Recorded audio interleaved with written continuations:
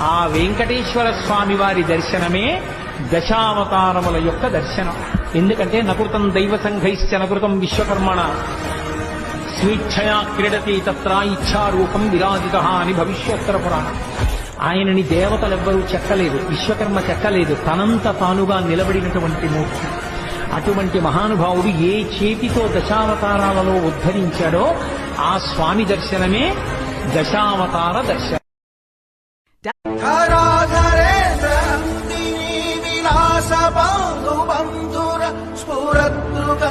సంతతి ప్రమోద